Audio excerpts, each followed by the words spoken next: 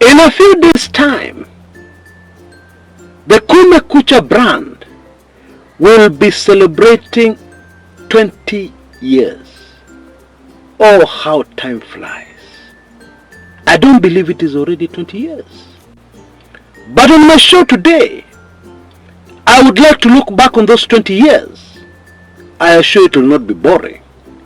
And give you the story of Kumekucha, the amazing, controversial story of the Kumekucha brand that quietly, very quietly started in Dar es Salaam, Tanzania, actually the outskirts, at a place called Gongo Lamboto. Yeah, that's close to the airport. For those who know Dar, yeah, on your way to a place called Pugu. And oh my, what a journey it has been. The overturned prophecy, and even before that, the prediction of the Uhuru-Ruto fallout, when they are looking so friendly, when they are calling each other William. Uhuru was introducing Ruto as William, very fondly, to the very sensational revelations of the Ichaweri oaths by first president of Kenya, Mzee Jomo Kenyatta, and their link to politics and how it was still affecting us even today, to the exposing of the Homayam China that got me into so much trouble. Oh, such serious trouble. Lost very many subscribers. Nilinyoroshwa na wazungu kweli kweli. To a correct analysis and breaking down of a tragedy in neighboring Ethiopia of the Ethiopian Airlines Boeing 737, yeah, and the MCAS controversy that we broke down on this channel so well that we reached audiences right across the globe. And looking back with all humbleness, I am able to say today, we were able to describe exactly and precisely what happened long before any official investigation came out. And indeed that analysis, like many analyses on this channel, have stood the test of time. And then there was very dark 2022, the beginning of 2022, yeah, with a personal tragedy that threatened the very existence of this channel. Yeah, because if truth be told, credit for launching on YouTube can go nowhere else, most of it, except the departed. To the disaster of August 2022, which the country has never recovered from and will probably never recover from for a number of years, to the current very bold prediction that I made in my latest video yesterday of a mind-blowing development coming to our country. Karibu sana.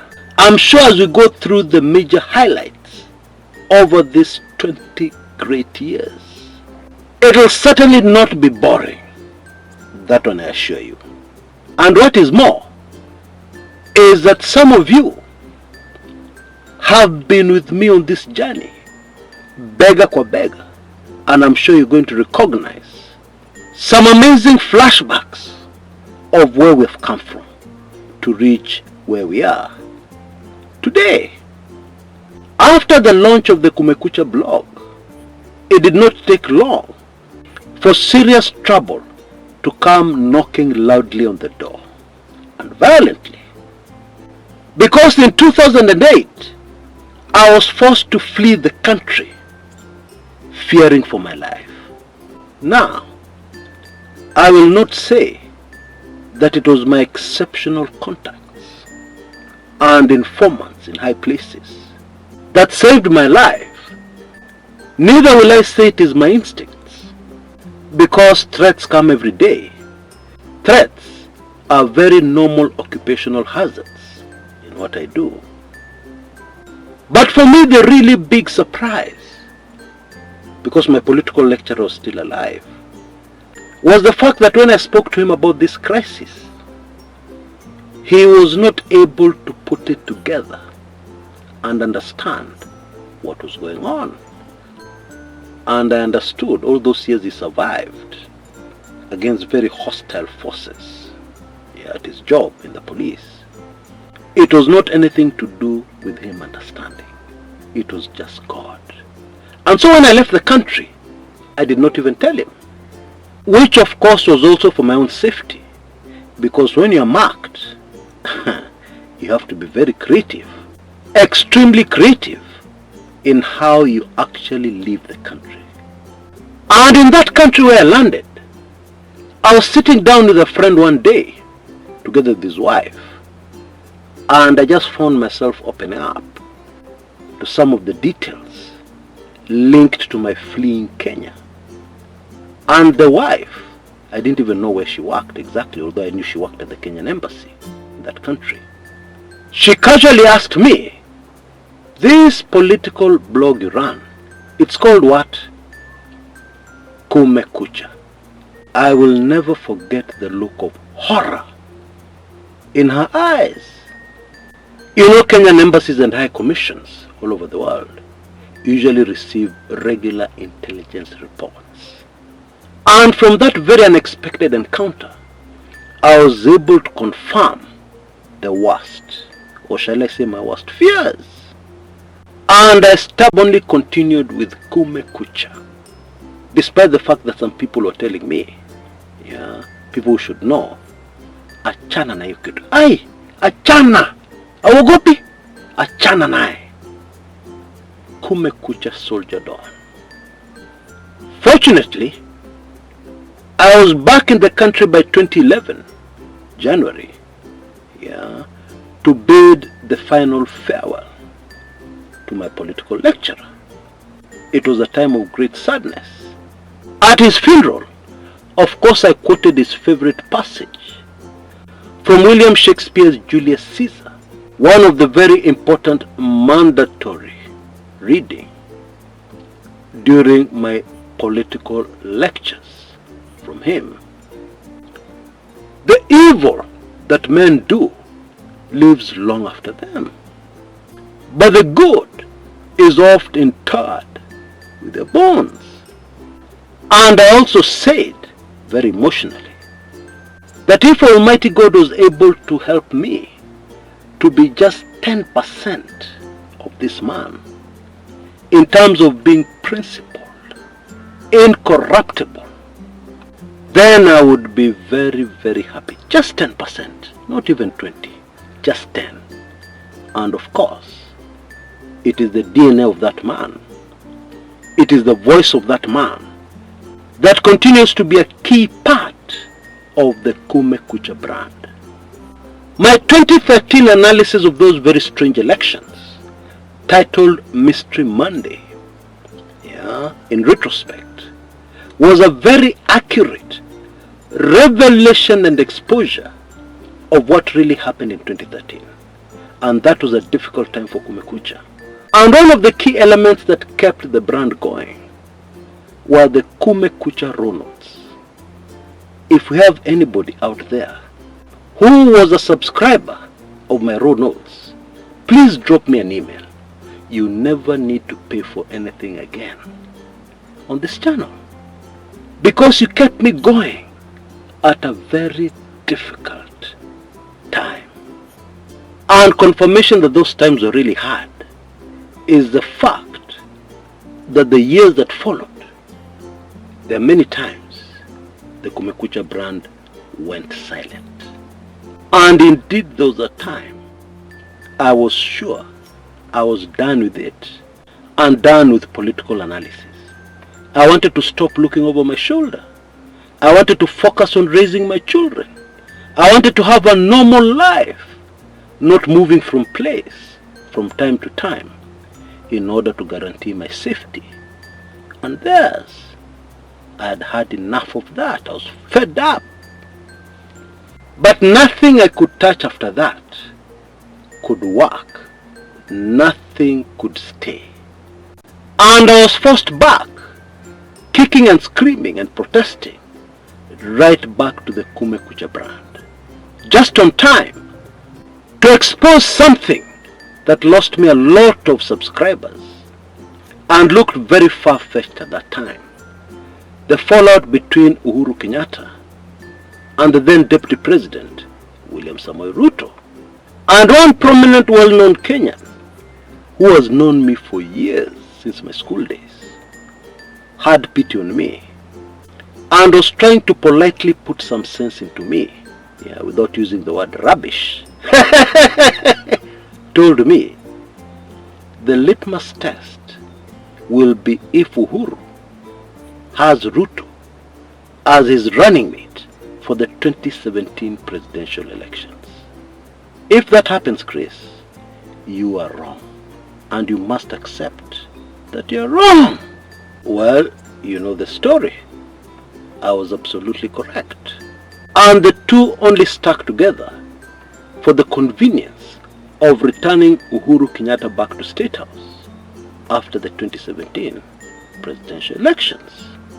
Somebody wrote to me yesterday telling me that my coverage of the 2017 general elections was exceptional, very thorough, and that I covered everything that has ailed Kenyan politics, everything that is very important that is linked to Kenyan politics, so that anybody who wants to analyze our politics and understand it completely, 2017 Kumekucha videos were it. That is the opinion. My opinion, I worked very hard in 2017. Remember, I had just been brought back. Maybe it was a new lease of life. Who knows? And then on 10th March 2019, a major tragedy unfolded in our neighboring country when an Ethiopian Airlines Boeing 737 crashed shortly after takeoff. Many will remember that at the time, there had been a series of air accidents that had happened involving the Boeing 737 and especially the MCAS system, the maneuvering, characteristics, augmentation system. That's what MCAS stands for. And of course many of us understand the belief that nothing homegrown even come close to breaking down such a technical subject and keeping it simple so that everybody understood. And very unfortunately, this view is also a widely held view amongst our own Africans. Still, not only were we able to break it all down so accurately, it has stood the test of time up to today, but many people across the world were able to understand for the very first time exactly what happened. And indeed those who lost loved ones were able to have some form of closure over this issue. But of course, Kumekucha was not left unscathed. Remember, these are very powerful corporations you're dealing with, and all their damage control efforts are always very determined and very well financed. And so Kumekucha received its first major backlash. But the information helped many, is still helping many, and it gained us the faith of many new subscribers. And some of them are not very ordinary people. But the really big crisis for the Kumekucha brand arrived in the year 2020 with homa ya mchina. Chris, are you a doctor? Do you have any medical training? What rubbish is this you're giving people? What rubbish is this you're spreading? What are you trying to tell people? You're trying to speak against very respected organizations led by professionals, led by experts, yada yada, etc., etc. It was not an easy time, but once again, everything we said on this channel, the crazy information we revealed, panned out. And to date, I can very confidently say There is absolutely nothing from the videos of that time that has failed to pass the test of time. And once again we attracted a worldwide audience of people who are not Kenyans, many of whom were not even Africans, but not without very dire consequences. You see, before then, I had almost gotten used to being a marked man, okay? But now, on top of all that, I was a marked man online. And so naturally, it also had very devastating financial consequences on the Kumekucha channel, which at that time had just begun to take off. Indeed, I can very confidently tell you, we have never ever recovered from that period of our history. We have never recovered financially. I also lost very many faithful subscribers, and some of them were in the medical profession, and they were telling me, no, Chris, you've got it wrong this time. But fortunately, most of them today have a different point of view and will agree with me that we were spot on. Some have even been humble enough to apologize. Unajua kiliumana mpaka kulikuwa matusi. Anyway, I would not have made it had the Most High not sent me angels. People who made it their business to support the Kumekucha brand financially. Today, I want them to know that they played a very key role in saving the Kumekucha brand.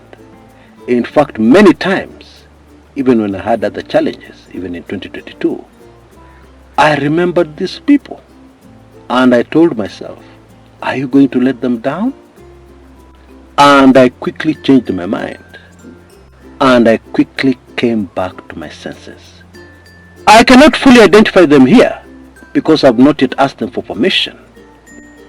But Pete, Josh, and a few others, asanteni sana na Mungu awabariki mpaka mshangae. All for a better Kenya. There is absolutely no debate about the year 2022 being the most challenging year I've ever faced in all my life. 2022 achana tunaye, achana. Hey!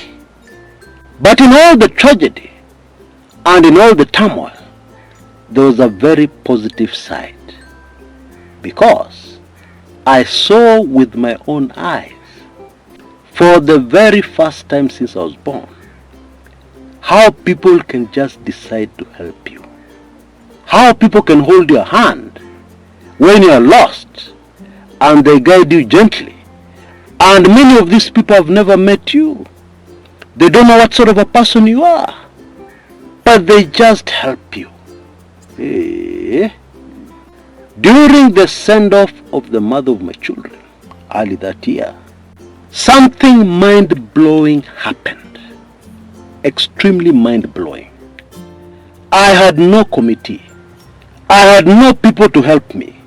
Believe it or not, I was all alone with my babies. Yeah. And remember, we were in deep mourning. We were all alone and we had to organize things. But of course we were not alone. The Most High was also with us. But you guys came through for me in a way I will never ever forget. And you're even patient enough with me as I struggled to return the Kumekucha brand. And yet the analysis was clearly being affected by my rantings over what had happened, what people had done to me, and my pain, which dominated the analysis. But my angel subscribers, my angel supporters, stood with me, waited patiently for Chris Kumekucha to come back, fully understanding what I was going through. Asanteni sana. And then of course, to add salt to injury, later that year in August 2022, we all know what happened. Yeah, many Kenyans to this day have not yet recovered. But I hope the Kumekucha brand has been there for you to ease the pain, to make things clearer. And indeed, many predictions we made shortly after those elections about what the route of presidency would look like have come to pass in a very short span of time. And now today, we have yet another big, crazy prediction that came out yesterday when we told Kenyans to prepare for a caretaker government very, very soon. By the way, in case you missed that video, there is a link in the description area below this video on YouTube. Yeah, you can go to it and find out about this crazy, crazy prediction, yeah, based on solid political analysis. Okay, as always, happy birthday to you, Kumekucha brand. I thank Almighty God that this far He has brought me, that this far He has brought the Kumekucha brand. From today, I am celebrating, because 20 years is not a joke. A kid who was born in May 5th, 2005 is now grown up, and maybe they already have children of their own. 20 years sio mchezo. And I know you will totally agree with me, it is well worth celebrating. And so from today until the 5th of May, we will be celebrating on this channel. I'll try my best to find all those classic videos and include them in the description area, even as we do our usual analysis. And this year, we will not have the media giftings to yours truly. Why? Because I know you guys. Just this morning, I was chatting with one of you who I've never spoken to before, and they were telling me how they followed me for a long time. And I made the mistake of mentioning in our conversation how I am celebrating 20 great years of Kumekucha. And they had just paid, yeah, for the stack of sensitive videos I'm promoting on the channel at the moment. But they still said, "Apana Chris, I'm sending you a birthday gift." No, you don't need to. No. I've been following you for a long time. I am a great fan. I am sending you a birthday gift. And so, I know what is going to happen, because I know you guys. And that is why I have said this year, there will be no media gifting. Yeah? And so officially we have just a few days until May 5th. Asanteni sana. God bless you mightily for all those who have supported me all these years. For all of you, without whom Kumekucha would never have happened. Okay, asanteni sana sana. And even on behalf of the departed, asanteni sana sana. You made them a better person. All for a better Kenya. As I try very hard only to do what will stand the test of time. Until next time, this is 20-year-old Chris Kumekucha brand.